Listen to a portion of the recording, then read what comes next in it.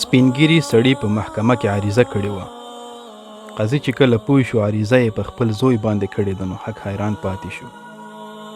قاضي پوښتنه وکړه چې په زوی دې ولې عریضه کړې؟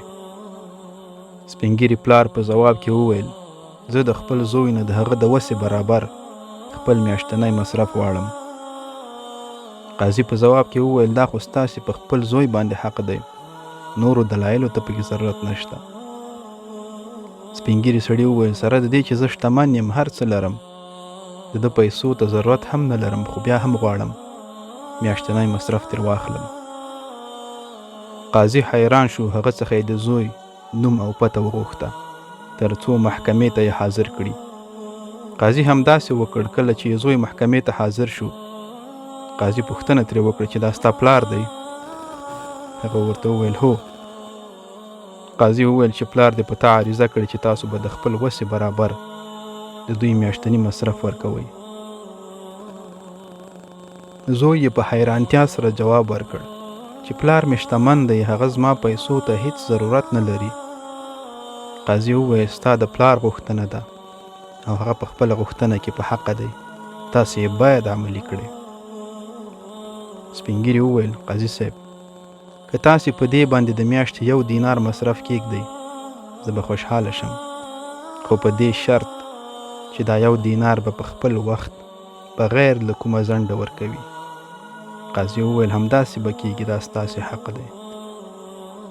وروسته له دې قاضي حکم وکړ چې پلانکی د پلانکي زوی به د میاشتې 1 دینار په خپل وخت بغیر له کومه ځنډه درکوي.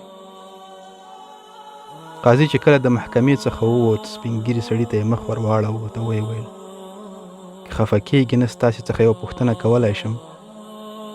سره له دې چې تاسې مالداره یې، هر څه لرئ، ولې مو په خپل زوی باندې عریضه وکړه او دومره کمې پیسې مو ترې وغوښتې؟ سپینګیري سړي د سترګو څخه په داسې حال کې چې اوښکې روانې وې ویې ویل زما زوی ډېر مصروف دی، هغه هېڅکله د خپلو کارونو څخه نه وزګارېږي، په میاشت کې 1 ځل هم زما څنګ ته نه راځي او نه زنګ وهي. زوی مې پر ما ډېر ګران دی، زه وایم چې لږ تر لږه په میاشت کې په همدې پلمه حد اقل 1 ځل ووینم.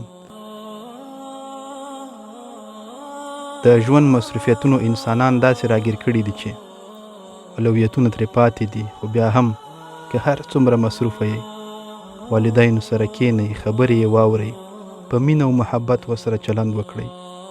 په دې سره هغوی ځوانیږي، د قوت احساس کوي او تر ټولو مهم چې د الله جل جلاله د خوښۍ سبب ګرځېږي. السلام علیکم ورحمة الله وبرکاته.